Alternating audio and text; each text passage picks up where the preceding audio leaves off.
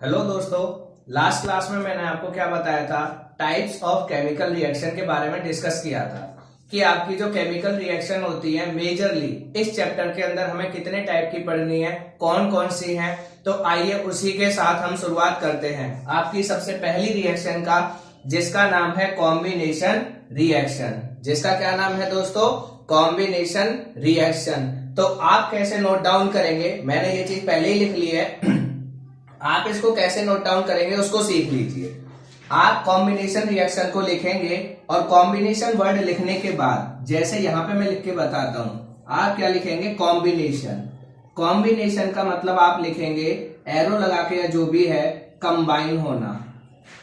ठीक है, कंबाइन होना। या तो ये लिखिए या फिर आप इसको अगर हिंदी में, अगर आपको इंग्लिश में दिक्कत कंफर्टेबल है इंग्लिश में लिखिए, अगर हिंदी में है कई लोगों को दिक्कत होती है तो वो लिख सकते हैं कंबाइन ऑब्लिक जुड़ना। कंबाइन ऑब्लिक जुड़ना, ये आप लिखेंगे। मतलब जिनको प्रॉब्लम है वो अपनी हिंट के लिए, क्योंकि जो आप नोट्स बना रहे हैं वो नोट्स आप इसलिए बना रहे हैं ताकि एग्जाम टाइम पे जब आप उनको रिवाइज करें तो वो फटाफट एक बार देखते ही क्लियर हो जाएं। तो इसलिए आप क्या करेंगे, आपका यहां पे ये लिखेंगे ताकि आपको ये वर्ड देखते ही समझ में आ जाए कि कॉम्बिनेशन रिएक्शन का मतलब क्या होता है दोस्तों? जुड़ना। ठीक है, अब फिर से वही बात जो मैंने कल बताई थी कि जुड़ने के लिए कम से कम कितनी चीजें होनी चाहिए? दो। जुड़ने के लिए कम से कम कितनी होनी चाहिए? दो। ज्यादा से ज्यादा कितनी भी हो सकती हैं? तीन हो सकती हैं, चार हो सकती हैं, पांच हो सकती हैं, पर आपको इतनी की जरूरत नहीं पड़ेगी। आपके मैक्स से मैक्स दो चीजें आएंगी, बहुत हद मारोगे तो तीन आएंगी, नहीं तो नहीं। इससे ज्यादा, दो से ज्यादा को कंबाइन वो नहीं कराएगा। तो जब आपकी दो चीजें आपस में जुड़ेंगी, अब दो चीजें जब आपस में जुड़ेंगी तो कम से कम कितनी चीजें बनाएंगी? एक चीज। और कम से कम क्या, ज्यादातर 99% केसेस में एक ही चीज बनेगी।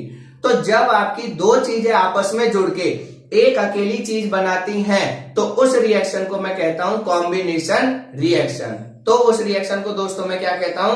Combination reaction. ये मैं लास्ट क्लास में बता चुका हूं। तो अब आपके प्रॉपर आप कॉम्बिनेशन रिएक्शन लिखेंगे, फिर ऐसे लिखेंगे ताकि आपका ये शॉर्ट में क्लियर हो जाए कि इस वर्ड का मतलब क्या है। अब इस रिएक्शन की डेफिनेशन, इसकी डेफिनेशन इतनी सारी है कि आपको कोई मतलब काउंटलेस, आप जितनी चाहे उतनी नई डेफिनेशन बना सकते हैं, कोई प्रॉब्लम नहीं है। सिंपल सी बात, two element join together and make a single product. सबसे सिंपल डेफिनेशन, टू एलिमेंट और two compound join together make a single product is known as combination reaction.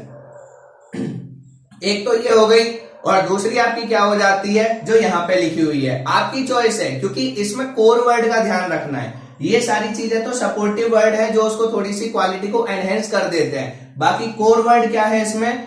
When two or more substance combine to form a single product, जब आपके एक reaction जिसमें दो या दो से ज्यादा सब्सटेंस, ठीक है, उस सब्सटेंस में क्या आ सकता है? एलिमेंट, और आपके क्या आ सकते हैं? कंपाउंड। तो एक ऐसी रिएक्शन जिसमें दो सब्सटेंस आपके आपस में जुड़ते हैं और एक सिंगल सब्सटेंस बनाते हैं या एक सिंगल प्रोडक्ट हमें मिलता है, उस रिएक्शन को कॉम्बिनेशन रिएक्शन कहते हैं।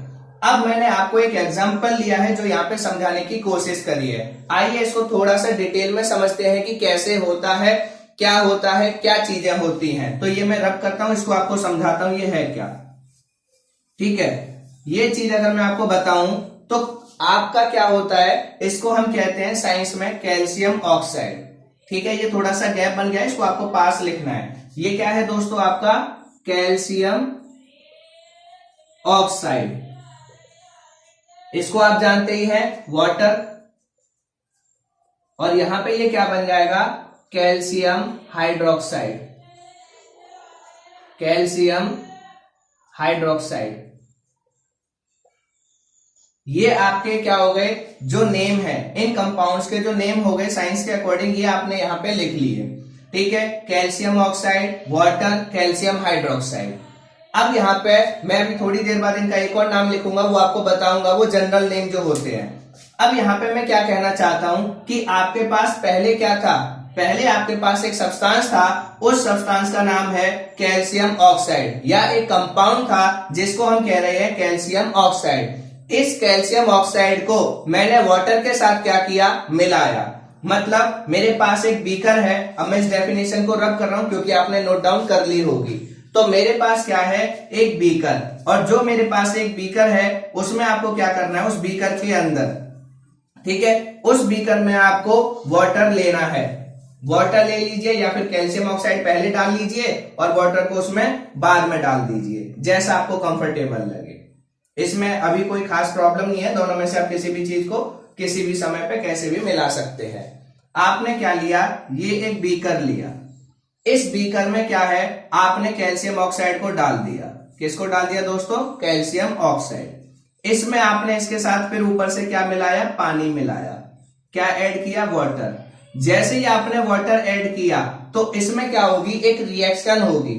इसमें क्या होगी, एक रिएक्शन होगी काफी तेजी से, और ये आपकी रिएक्शन होने के बाद ये दोनों आपस में क्या हो जाएंगे, जुड़ जाएंगे केमिकल रिएक्शन होने के बाद। और आपको इसमें ये कैल्शियम अलग था, वाटर अलग था, अभी आपस में कंबाइन हो जाएंगे और क्या बना लेंगे, कैल्शियम हाइड्रोक्साइड। अब आपको इस बीकर में फाइनल प्रोडक्ट क्या बनके मिल जाएगा, कैल्शियम हाइड्रोक्साइड। तो देखिए क्या हुआ, कैल्शियम ऑक्साइड एक सब्सटेंस, वाटर दूसरा, इन दोनों को आपने क्या कर दिया, कंबाइन कर दिया, और कितनी चीज मिल गई आपको, एक सिंगल चीज मिल गई, जिसको हम किस नाम से जानते हैं, कैल्शियम हाइड्रोक्साइड। तो इसमें आपने देखा दो अलग अलग कंपाउंड आपस में जुड़े और एक नया सिंगल कंपाउंड बना लिया।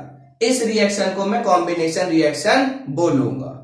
आगे बात समझ में दोस्तों। अब ये तो हो गई आपकी एग्जाम्पल, और ऐसे आपके बहुत सारे एग्जाम्पल है, अभी मैं बता दूंगा, प्रॉब्लम नहीं है। इस एग्जाम्पल को मैंने क्यों लिया है, क्योंकि ये एग्जाम्पल आपका पेपर में बहुत ज्यादा आता है। क्यों, क्या रीजन है, आइए समझते हैं।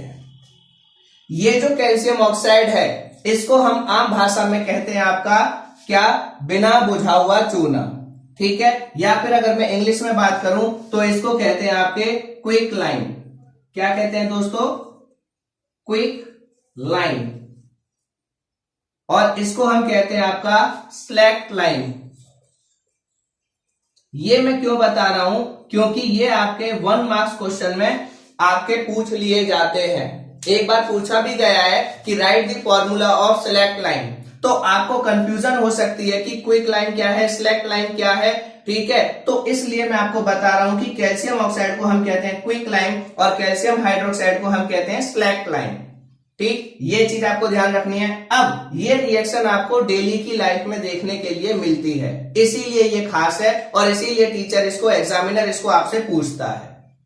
क्यों, आपने देखा होगा कि गांव में, अब तो हम शहर में तो क्या कराते हैं, व्हाइट वॉशिंग कराते हैं, पुट्टी वगैरह कराते हैं, ये सारी चीज कराते हैं। गांव में क्या होता था, कलई जो कराते थे कि आपका एक नीला सा टब लिया, बड़ा सा नीला सा, जो हार्डवेयर की शॉप से लाते थे, नीले कलर का, थोड़ी मोटी प्लास्टिक वाला नीले कलर का टब, उसमें हमने क्या किया, पानी, उसमें हमने चूना लाए। वो जो चूना हम लेके आते हैं हार्डवेयर की दुकान से, जो कहते हैं कि चूने की बोरी दे दो, वो चूने का फॉर्मूला ये रहा। तो आपको पता चल गया कि जो आपका वो चूना आता है उसको हम कहते हैं कैल्शियम ऑक्साइड। वो जो चूना आता है उसको क्या कहते हैं दोस्तों, कैल्शियम ऑक्साइड, ठीक है, जिसका दूसरा नाम है क्विक लाइन। आप ये चूना ले आए, इस चूने को आपने फिर उसमें उलेट दिया, ठीक है, या पलट दिया आपने, जो आप कंटेनर लेके आए बड़ा वाला, उसके बाद आपने उसमें पानी डाला। जब आप उसमें पानी डालेंगे, पानी जब मिलाएंगे या पानी उसमें डाल देंगे, उसके बाद आप उसको हाथ से नहीं घोलते कभी भी। आपने देखा होगा आप कभी भी उसको हाथ से नहीं घोलते। क्या करते हैं, आप एक लकड़ी लेते हैं और उस लकड़ी से ऐसे ऐसे उसे चलाते हैं, ऐसे ऐसे। लकड़ी से क्यों चलाते हैं, क्या रीजन है, इसका रीजन दोस्तों ये है कि जब ये दोनों चीज आपस में कंबाइन होती हैं और कैल्शियम हाइड्रोक्साइड जैसे जैसे बनता जाता है, इसमें से बहुत ज्यादा एनर्जी निकलती है।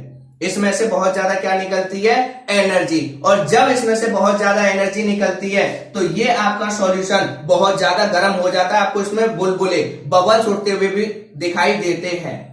तो इससे आप समझ सकते हैं कि इसमें कितनी ज्यादा एनर्जी प्रोड्यूस होगी। इसीलिए जब भी हम इसको, कलई को इसमें से निकालते भी हैं, ठीक है, तो आपके क्या हो जाते हैं, यहाँ पर छाले वगैरह आप जल सकते हैं। इसीलिए हम उसको प्लास्टिक के कंटेनर या किसी भी चीज की मदद से निकालते हैं और ब्रश से डायरेक्ट व्हाइट वॉशिंग के लिए या फिर आपकी कलई करने के लिए इस्तेमाल कर लेते हैं। ठीक है, तो अब आपका एनसीईआरटी में इंटेक्स में जो क्वेश्चन दे रखा है और जो आपसे क्वेश्चन में पूछा भी जाता है बोर्ड के एग्जाम में, क्या क्वेश्चन पूछा जाता है? Right a substance which is used for white washing and right it's chemical reaction also. Clear कि आपने क्या किया, या फिर क्वेश्चन ऐसे पूछ लिया जाता है, आपने एक एक्स सब्सटेंस लिया जिसको आपने क्या किया, व्हाइट वॉशिंग के लिए यूज किया, उसको आपने वाटर में मिलाया और आपको एक सॉल्यूशन मिला।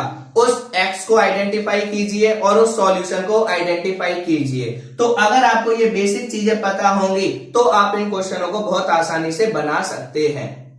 कि आपको ये पता होना चाहिए व्हाइट वॉशिंग में यूज क्या होता है। व्हाइट वॉशिंग में क्या यूज होता है? Calcium oxide. कैल्शियम ऑक्साइड को किसके साथ रिएक्ट कराते हैं? वाटर। तो क्या बनता है? Calcium hydroxide. तो उस क्वेश्चन में एक्स क्या हो गया? Calcium oxide. और आपका जो सॉल्यूशन बनके तैयार हुआ है उसको हम क्या करते हैं? Calcium hydroxide. मतलब कि जो मेरा पोताई करने के लिए या कलई करने के लिए जो सॉल्यूशन बना है वो ये नहीं है, ये ध्यान रखना। वो क्या है आपका? Calcium hydroxide. कई लोगों को ये गलती हो जाती है कि वो क्या आंसर लिख देते हैं? Calcium oxide. अगर उसने पूछा है राइट दी सॉल्यूशन, अगर सॉल्यूशन पूछा है तो सॉल्यूशन होता है कैल्शियम हाइड्रोक्साइड, क्योंकि ये तो कैल्शियम ऑक्साइड तो यूज किया गया है इसको बनाने में। ठीक है, तो आपका व्हाइट वॉशिंग जब आप करते हैं तो क्या यूज होता है? उसका नाम क्या है? Calcium hydroxide is use for the white washing. Clear हो गया? और ये बनता किससे है? जब आप कैल्शियम ऑक्साइड और वाटर को आपस में क्या कर देते हो? कंबाइन कर देते हो।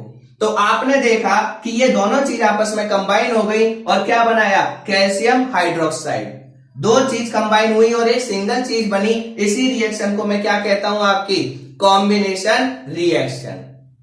ठीक है, क्लियर हो गया होगा कि आपकी कॉम्बिनेशन रिएक्शन क्या होती है। और इस रिएक्शन में कैल्शियम ऑक्साइड को हम क्या कहते हैं? क्विक लाइन कहते हैं। कैल्शियम हाइड्रोक्साइड को आपका स्लैक लाइन कहते हैं। ठीक है, और ये केस कहां यूज होता है? व्हाइट वॉशिंग में यूज होता है। ये रिएक्शन आपको कहीं ना कहीं देखने के लिए मिलेगी, इसलिए इसको अच्छे से कर लीजिएगा। अब एक बड़ा ही इंटरेस्टिंग क्वेश्चन आता है, क्या कि जब मैं व्हाइट वॉशिंग करता हूं, जब सपोज मैंने आज क्या किया, अपनी दीवार पे व्हाइट वॉशिंग करी, ठीक है, आज मैंने सफेदी करी इस पे, तो यार पहले दिन तो इस पे कोई चमक नहीं आती, बड़ा बेकार सा लगता है, क्या पानी पानी इस पे लगा दिया, क्योंकि वो कहीं से गीला कहीं से सूखा अलग अलग तरीके का लगता है। एक दिन में ना उसमें चमक आती, दूसरे दिन भी चमक नहीं आती, तीसरे दिन या चौथे दिन आपकी दीवार में से चमक दिखाई देती है, आपको शाइन। आपने जो सफेदी करी थी उसकी चमक आपको 3 या 4 दिन बाद दिखाई देती है। क्या आपने कभी ऐसा सोचा? मुझे तो ऐसा लगता है कि शायद जब मैंने बताया होगा आपने सुना ही पहली बार होगा कि ऐसा होता है। अगर आपने पहली बार सुना है तो भी कोई दिक्कत नहीं है, बट अगर आप जानते हैं इसका आंसर तो बहुत अच्छी बात है कि आपकी 2 या 3 दिन के बाद सफेदी का कलर क्यों आता है। आइए उसका भी रीजन जानते हैं। आपको ये समझ में आ गया कि सफेदी हमने कर दी, सफेदी करने के लिए हमने किसको इस्तेमाल किया? इसको। यहां तक क्लियर हो गया? ये चीज आपकी क्लियर हो गई। अब इसको एक बार और चेक कर लेते हैं, क्या ये बैलेंस है? कैल्शियम 1 हाइड्रोजन 2, क्योंकि ये इसके बाहर ब्रैकेट है, इसका मतलब इसकी मल्टीप्लाई इसमें भी, इसकी मल्टीप्लाई इसमें भी, तो हाइड्रोजन कितने हो गए? 2, ऑक्सीजन कितने हैं यहाँ पे? 2, और यहाँ पे कितना है? 1। तो मुझे क्या करना पड़ेगा दोस्तों? बैलेंस। जैसे ही बैलेंस करूंगा तो यहाँ पे क्या हो जाएगा? स्पेस की थोड़ी सी प्रॉब्लम है क्योंकि बोर्ड छोटा है, तो एडजस्ट कर लीजिएगा। ठीक है, तो यहाँ पे हाइड्रोजन कितने हो गए? 4, हाइड्रोजन 4, ऑक्सीजन 2, कैल्शियम 2 हो गए। तो यहाँ पे ठीक है, ओ सॉरी, ये ऑलरेडी बैलेंस है। मैंने यहाँ पे देखो, मेरे से भी गलती हो गई, मैंने यहाँ पे ये ऑक्सीजन नहीं देखा, ये ऑलरेडी बैलेंस। यहाँ पे ऑक्सीजन 1, टोटल ऑक्सीजन 2, ठीक है, यहाँ पे भी oxygen 2, hydrogen 2, calcium 1, already balance. ठीक है, जल्दबाजी में मुझसे भी गलत हो गई, सॉरी। अब हमने ये देख लिया कि सफेदी तो हम करते हैं, कैसे करते हैं, रीजन आपने जान लिया। और एक चीज और, जो ये रिएक्शन दोबारा आएगी, मैं साथ के साथ बता देता हूं, ये रिएक्शन कहां पे आएगी? एक्सोथर्मिक रिएक्शन में। एक्सोथर्मिक में क्यों आएगी? क्योंकि जब आप ये करते हैं तो आपने देखा कि इसमें से बुलबुले भी उठते हैं और इसका टेम्परेचर क्या हो जाता है? बढ़ जाता है। तो ऐसी रिएक्शन जिसमें टेम्परेचर या फिर जिसमें हीट क्या होती है, प्रोड्यूस होती है, हम देते नहीं है, जिसमें हीट अपने आप प्रोड्यूस होती है उसको एक्सोथर्मिक रिएक्शन भी कहते हैं। तो अगर आप चाहें तो यहां पे प्लस में हीट भी लिख सकते हैं। प्लस में क्या लिख सकते हैं, हीट, कि आपकी इसमें हीट या एनर्जी भी निकलेगी। ठीक है दोस्तों, तो ये कॉम्बिनेशन तो है, कॉम्बिनेशन के साथ साथ ये एक्सोथर्मिक भी है। बस आपको एक वर्ड लिखना होगा यहां पे, हीट, ये लिखते ही। ठीक है, क्लियर हो गया दोस्तों। अब एक चीज मैं आपको बताना चाहता हूं, जैसे जिसने अगर क्वेश्चन बनाए होंगे तो उसको ये प्रॉब्लम आई होगी। कई जगह ये क्या है, सॉलिड, ये एस लिखा हुआ है, ये एन लिखा हुआ है, ये ए लिखा हुआ है। इनका मतलब क्या होता है, ये क्या होता है दोस्तों कि जब आप लैब में जाते हैं तो किसी भी सब्सटेंस को कौन सी फॉर्म में यूज कर रहे हैं। जैसे वाटर है, वाटर आपका सॉलिड फॉर्म में भी यूज होता है, वाटर आपका लिक्विड फॉर्म में भी यूज होता है, वाटर आपका गैसियस फॉर्म में भी यूज होता है। तो आपने उस स्पेसिफिक रिएक्शन के लिए उस चीज को कौन सी फॉर्म में यूज किया है, ये बताने के लिए ये आप एडिशनल सिंबल ब्रैकेट में लिखते हैं, जो कि हम लोग जनरली अवॉइड करते हैं क्योंकि हम इतना कंसंट्रेट नहीं करते। इसीलिए क्या होता है कि हम लोग कहते हैं कि सोडियम और क्लोरीन को मिलाया, सोडियम क्लोराइड बन गया। बट क्या आपने सोचा कि उस टाइम उसकी प्रेशर कितना रखना है, टेम्परेचर कितना रखना है, मॉइस्चर कितना रखना है, लाइट की कोई फर्क पड़ेगा नहीं पड़ेगा, कौन सी स्टेट में इनको यूज करना है, ये सब चीजें जब हायर क्लास में जाते हैं तब हम इनको अंडरस्टैंड करते हैं। तो आप अभी से थोड़ी हैबिट बनाइए कि ये चीज है। तो यहाँ पे जो कैल्शियम ऑक्साइड मैंने चूना यूज किया है वो सॉलिड फॉर्म में, वाटर यूज किया है लिक्विड फॉर्म में, कैल्शियम हाइड्रोक्साइड जो बनके तैयार होगा क्योंकि वो वाटर में घुली हुई फॉर्म में बन के तैयार होगा, इसलिए मैं उसको क्या कहूंगा, सॉल्यूशन। और जब भी किसी रिएक्शन के आगे, किसी आपके कंपाउंड के आगे सॉल्यूशन लिखा हो तो ना तो वो सॉलिड लिखा जाएगा, ना लिक्विड, ना गैस, क्या लिखा जाएगा, एक्यू। एक्यू का मतलब एक्वस। और एक्वस सॉल्यूशन कब बनता है, जब किसी चीज को किसी के अंदर आप डिसॉल्व करते हैं। ठीक है, ये भी चीज क्लियर हो गई होगी। अगर इसमें टेम्परेचर कुछ होता तो हम एरो के ऊपर लिखते, प्रेशर होता एरो के ऊपर। तो ये आपकी क्या करती है, और ज्यादा इंफॉर्मेशन प्रोवाइड करती है रिएक्शन के बारे में। ठीक है, इतना ज्यादा इस पे आपको कंसंट्रेट अगर करते हो, धीरे धीरे हैबिट बनाओगे तो अच्छी बात है। अगर प्रॉब्लम है तो थोड़ा लीव कर सकते हो, छोड़ सकते हो। ठीक है, क्योंकि 11th-12th में जब आएंगी तब आपको याद करनी ही पड़ेंगी। अभी आप अगर चाहो छोड़ भी सकते हो, बट 11th-12th में जब आप साइंस साइड लेंगे तो आपको वहां पे ये कुछ स्पेसिफिक चीजें याद करनी पड़ेंगी। ठीक है, यहां तक ये पॉइंट हो गया। अब हम चलते हैं आगे कि आपने सफेदी कर ली, सफेदी करने के बाद 3 या 4 दिन बाद चमक क्यों आती है। तो आइए उसका भी रीजन देखते हैं, ऐसा क्यों होता है।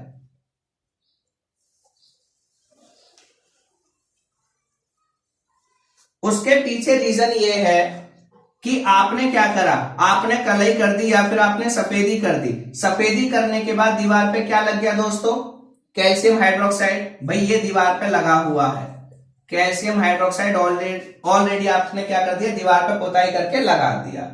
अब क्या होता है, एयर। भाई एयर तो हर जगह, हवा तो हर जगह, तो एयर में से ये जो कैल्शियम हाइड्रोक्साइड है ये सिर्फ किसको चुन लेता है दोस्तों, कार्बन डाइऑक्साइड को। सिर्फ और सिर्फ किसको चुन लेता है, कार्बन डाइऑक्साइड को। और ये कार्बन डाइऑक्साइड और कैल्शियम हाइड्रोक्साइड या स्लैक्ट लाइम आपस में रिएक्शन करते हैं। आपस में क्या करते हैं, आपका रिएक्शन करते हैं। और क्या बनाते हैं, इसको भी देखिए, बनाएंगे CaCO3 प्लस H2O। ठीक है, अब देखो ये कोई ऐसा नहीं है या इसमें कोई अलग से चीज जुड़ गई होगी, Ca CO2 CO2, यहां पे एक और फालतू है, टोटल कितने हैं, 3। तो यहां पे देखिए, यहां पे अगर बैलेंस की बात करूं, CA, ऑक्सीजन देखो, ऑक्सीजन 2, यहां भी ऑक्सीजन ये वाले, तो ये दोनों ऑक्सीजन जुड़ेंगे, oxygen 2 oxygen 2, total oxygen 4, oxygen 3 oxygen 1, total 4, hydrogen 2 hydrogen 2। तो ये रिएक्शन भी क्या है दोस्तों, बैलेंस्ड है। तो इसको आप लिखेंगे स्लैक्ट लाइम। ये किसका है, आपका कैल्शियम हाइड्रोक्साइड को हम कहते हैं स्लैक्ट लाइम या फिर, ठीक है, सॉल्यूशन ऑफ लाइम। दूसरा इसका नाम है जो बाद में जानोगे आप, सॉल्यूशन ऑफ लाइम वाटर।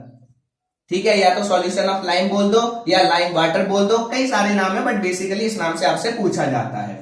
अब ये जो कैल्शियम कार्बोनेट बना ये जो आपका कैल्शियम कार्बोनेट बना, इसी कैल्शियम कार्बोनेट के बनने की वजह से आपकी सफेदी करने के बाद दीवार पर चमक आती है। अगर ये कैल्शियम कार्बोनेट नहीं बनेगा तो आपका सफेदी करने के बाद दीवार पर चमक नहीं आएगी।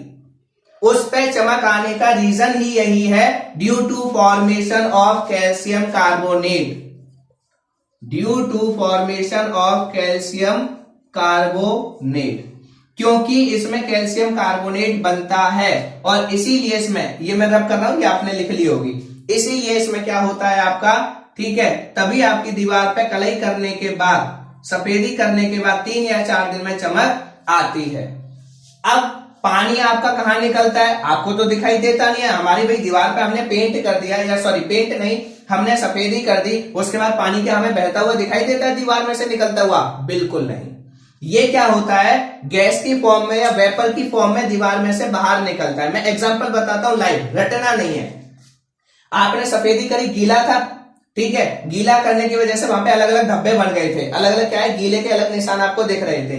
जैसे जैसे 3-4 दिन बीतेंगे, जैसे जैसे वहां कैल्शियम कार्बोनेट बनता जाएगा, वैसे वैसे धीरे धीरे वहां पे क्या होगा, जो गीलापन था, जो पानी की आपको असर दिख रहा था, पानी का वो स्ट्रक्चर बन रहा था, वो धीरे धीरे डिसअपियर होता जाएगा और वहां पे चमक आती जाएगी। तो ये पानी आपकी हीट की फॉर्म में इवेपोरेट हो रहा है, हीट की फॉर्म में क्या हो रहा है, वेपर बन के क्या हो रहा है, बाहर निकल रहा है। तो आपका क्या बन जाता है, कैल्शियम कार्बोनेट, और इसी के बनने की वजह से 3 या 4 दिन बाद आपकी दीवार पर चमक आती है।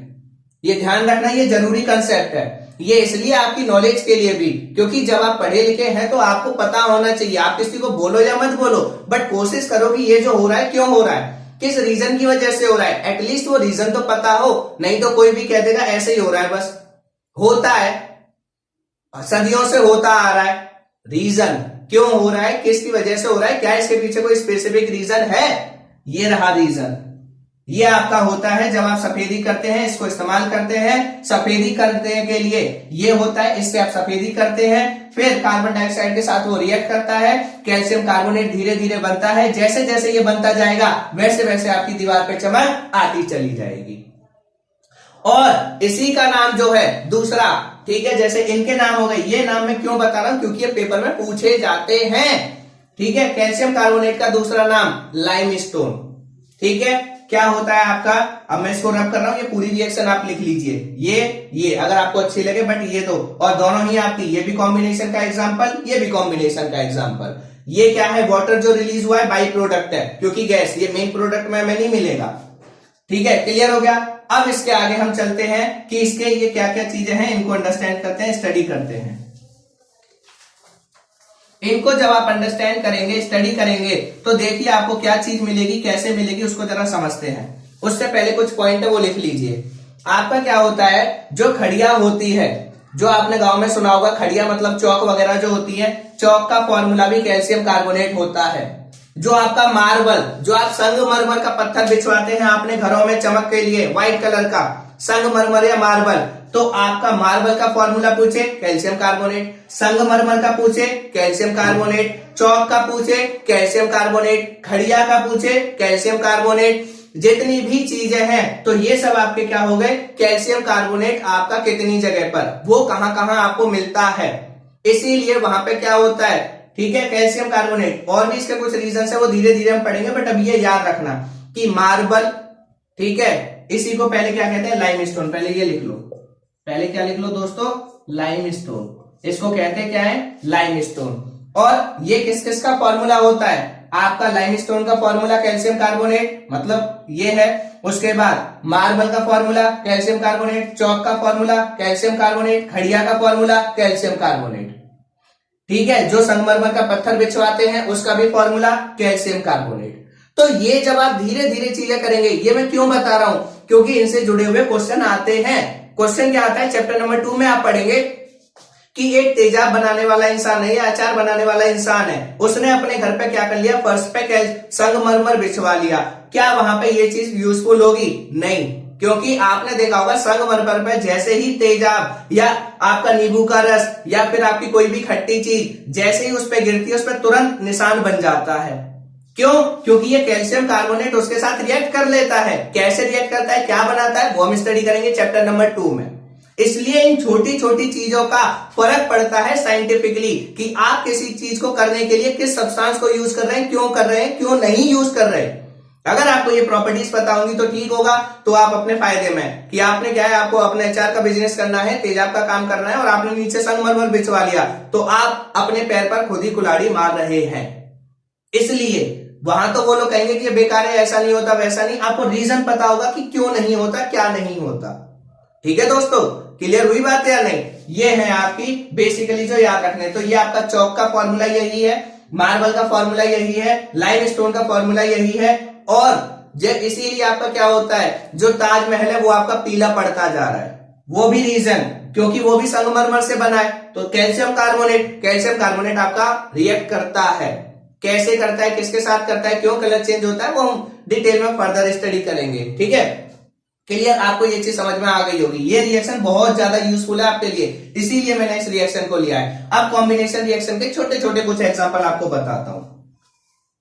ये सब नोट डाउन कर लिया होगा। इसको सॉल्यूशन ऑफ लाइम या लाइम वाटर भी कहते हैं, इसको लाइमस्टोन कहते हैं, इसका स्लैक लाइम होता है और आपका क्विक लाइम में बता चुका हूं।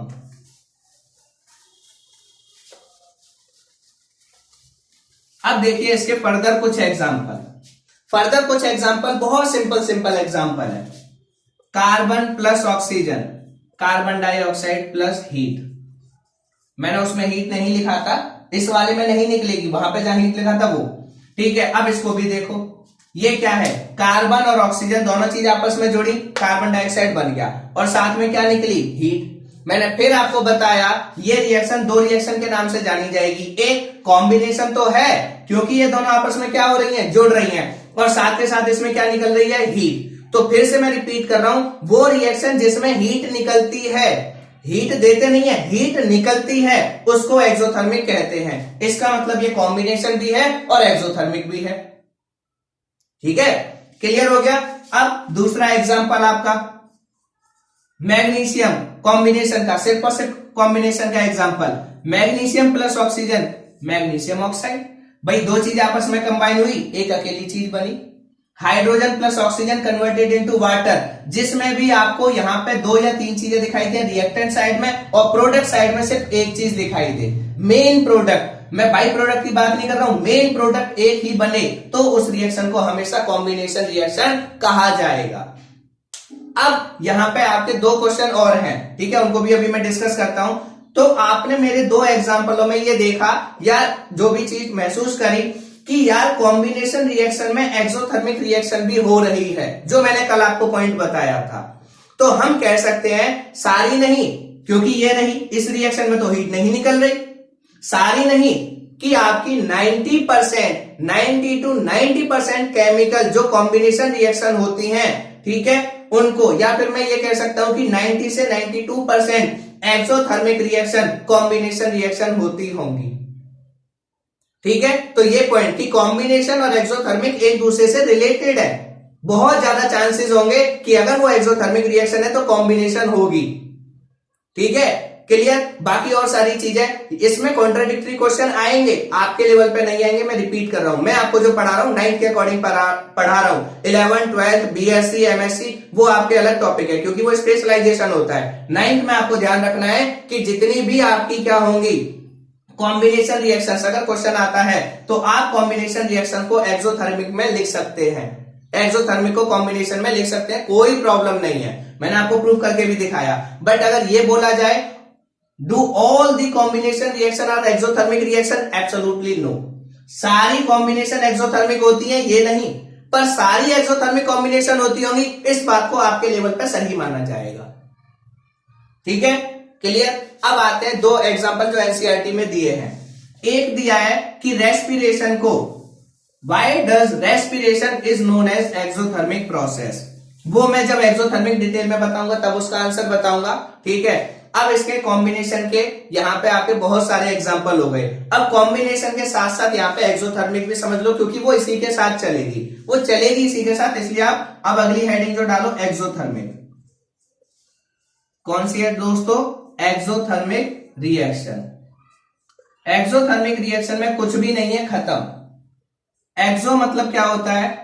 बाहर निकलना, बाहर निकलना, exit.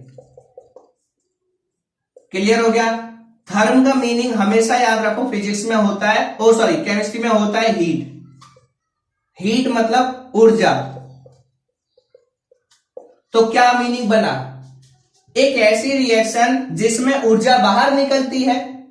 A reaction in which heat is produced, किसके साथ निकलेगी? प्रोडक्ट के साथ। अ रिएक्शन, मैं डेफिनेशन बोल रहा हूं, आप लिख लीजिए। A reaction in which heat is produced with the product. A reaction in which heat is produced with the product is known as exothermic reaction. अब इसको समझिए। एक्सोथर्मिक रिएक्शन में हमने बेस्ट एग्जांपल अभी अभी देखा, कंबशन ऑफ कार्बन, कार्बन को जलाना, कार्बन डाइऑक्साइड प्लस एनर्जी। दूसरा हमने अभी अभी देखा, calcium oxide plus H2O converted into CaOH का होल ट्वाइस। इसमें भी क्या होगा? हीट या एनर्जी लिखा होगा, चाहे एनर्जी लिखा हो चाहे हीट लिखा हो, दोनों का मतलब दोस्तों एक ही है, एनर्जी या हीट। अब एक बात आप देख रहे हैं, जब भी कोई चीज बाहर निकलती है तो वो शुरू में ही बाहर निकलेगी या किसी चीज के बनने के बाद निकलेगी? भाई किसके साथ निकलेगी? शुरू में ही निकल जाएगी या कुछ चीज बनने के बाद? तो आंसर होगा बनने के बाद ही तो निकलेगी। तो आपका इसीलिए हमेशा ध्यान रखना कि एक्सोथर्मिक रिएक्शन क्या होंगी, जिसमें हीट किस तरफ या एनर्जी किस तरफ लिखी होगी? प्रोडक्ट की तरफ। जिसमें एनर्जी या हीट किस तरफ लिखी होगी?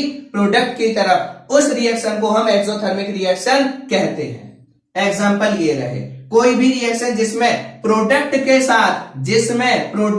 साथ हीट या एनर्जी रिलीज होती है, उस रिएक्शन को हम एक्सोथर्मिक रिएक्शन कहते हैं। इसका एग्जांपल सिंपल, किचन में आप एक फैन लगाते हैं जिसको कहते हैं एग्जॉस्ट फैन। क्या करता है वो एग्जॉस्ट फैन?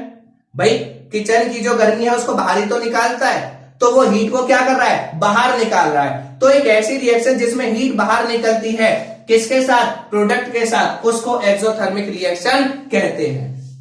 कहानी कंप्लीट। इससे ज्यादा आपके पेपर में डेफिनेशन नहीं आएगी। अब यहाँ पे क्या है, एग्जांपल पूछे जाते हैं। आपको क्लियर हो गया? ये कंपटीशन में कई बार क्या लिखा होता है पॉलिटेक्निक के लिए, ये देखिए, उसमें लिखेगा A plus be converted into C plus energy.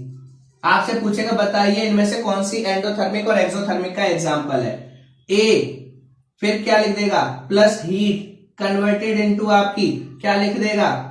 B। अब इसमें से कौन सी एंडोथर्मिक है, कौन सी एक्सोथर्मिक? तो आपको एक्सोथर्मिक पहचाननी है। प्रोडक्ट कहां बना? ये प्रोडक्ट के साथ जब भी एनर्जी निकलेगी हमेशा वो क्या होगी? आपकी एक्सोथर्मिक रिएक्शन। ये आपकी नहीं है क्योंकि इसमें हीट हमको देनी पड़ रही है। जिसमें बाहर निकले उसकी हम बात करते हैं। क्लियर हो गया एंडोथर्मिक एक्सोथर्मिक? यहां से दो क्वेश्चन आते हैं। रेस्पिरेशन को एक्सोथर्मिक प्रोसेस क्यों कहते हैं? आंसर है, रेस्पिरेशन प्रोसेस बेसिकली दो प्रोसेस से मिलकर बनी है।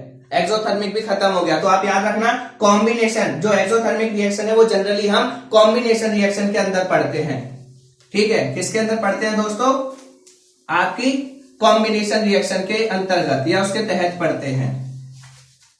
अब आपके पास अगला पॉइंट आता है इसी का एग्जांपल, एक्सोथर्मिक रिएक्शन के, जो आपके पेपर में पूछता है why respiration is known as exothermic process. 3 number का क्वेश्चन पूछता है सीधा। दूसरा, write the example of exothermic reaction, जिसमें क्या होता है? Conversion of waste material, vegetable waste into compost. कि जो आपका वेजिटेबल वेस्ट होता है, जो हमारी मम्मी वगैरह सब्जी वगैरह के छिलके और ये सारी चीजें निकाल देती हैं, या गांव में हम क्या करते हैं, खाद जिससे बनाते हैं, जिसको घूरा वगैरह कहते हैं, जहां पे हम जो भी घर का वेस्ट होता है वो सब लेके डाल देते हैं, एक जगह इकट्ठा होता रहता है। गाय का, भैंस का जो भी वेस्ट मटेरियल, गोबर वगैरह, धीरे धीरे वो सब सड़ के गल के किसमें बदल जाता है? खाद में, कंपोस्ट में। तो वो भी कौन सी रिएक्शन का एग्जांपल है? आपकी एक्सोथर्मिक रिएक्शन। इसीलिए जब खाद को कभी हम क्या करते हैं, गोबर को जब वहां से काटते हैं और भरते हैं, तो उसमें क्या होता है, वो आपका बहुत ज्यादा गर्मी होती है, वहां थोड़ी देर भी खड़े नहीं हो सकते, क्योंकि कन्वर्जन या आपका conversion of vegetable waste into compost is known as exothermic reaction. Respiration exothermic क्यों है? क्योंकि रेस्पिरेशन दो प्रोसेस से होती है। रेस्पिरेशन कितनी प्रोसेस से होती है? 2। रेस्पिरेशन में एक होता है ब्रीदिंग और दूसरा होता है आपका डाइजेशन। जब इन दोनों प्रोसेस को मैं कंबाइन कर देता हूं तब आपकी क्या कही जाती है, उसको रेस्पिरेशन। इसकी डिटेल पढ़ेंगे हम चैप्टर नंबर 6 में, बट अभी के लिए आंसर सुन लीजिए। डाइजेशन में क्या होता है, आपने क्या किया, खाना खाया, खाना खाने के बाद वो छोटी छोटी चीजों में टूट गया। अब उस खाने से आपको क्या चाहिए, एनर्जी। एनर्जी कब मिलेगी, जब वो जलेगा। तो जलने के लिए क्या चाहिए, ऑक्सीजन। और वो ऑक्सीजन किससे मिलेगी, सांस लेने से, ब्रीदिंग से।